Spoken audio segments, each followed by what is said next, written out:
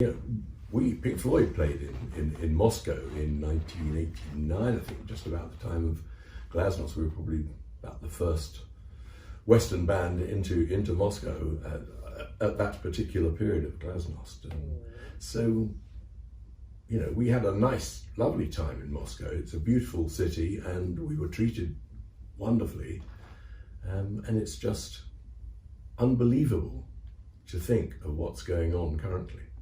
Basically, the start of it is someone showing me an Instagram feed from this singer called Andrei Kluvnik, who's of a Ukrainian band Boombox, and he is in a square in Kiev wearing military fatigues and carrying a gun, and he just burst into this song a cappella, and with all the Ukraine stuff going on, it just struck me that as it's a cappella, one can turn this into something lovely, a beautiful song.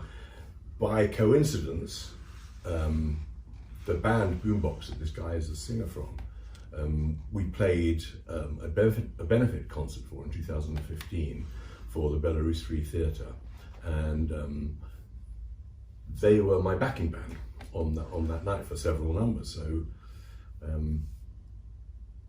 and this guy, Andrei Kluvnik, has quit his American tour in the middle and gone back home to fight for his home country in Kiev.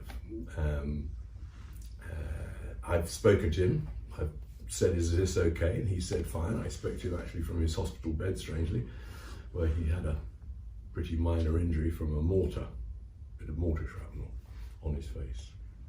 So he's right there on the front line. And so I started mapping this whole thing out, and then I thought that maybe we, the Pink Floyd, we should do this as a thing for Ukraine, for morale boosting, for peace, to show our sort of, I suppose, anger at what's been going on. And, you know, a superpower invading a peaceful nation. So I rang Nick Mason up and said, Nick, do you want to take part in a song for Ukraine? And he said, yeah, love to. So I got Nick on board, and I got Guy Pratt, who's you know, been part of our setup for 30-something years, and I got Nitin Sawhney in, who's an old friend and is a great keyboard player, and they all came down here to the farm, and we recorded it in the barn. My daughter-in-law is from Ukraine, so therefore my granddaughters, her daughters and Charlie's daughters, are half Ukrainian. So I feel a little bit of family sympathy with the whole situation. But the idea of Putin's Russia invading a peaceful nation for no good reason, and there is no possible good reason for invading. You know, there's discourse, there's discussion. You know, if there's any problems, talk about it. Don't send in tanks and shells.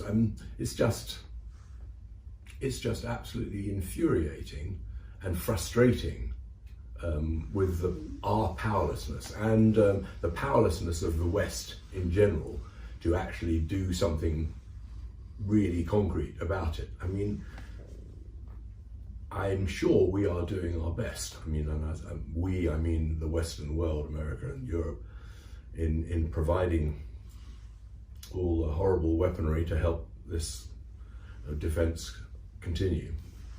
But it's,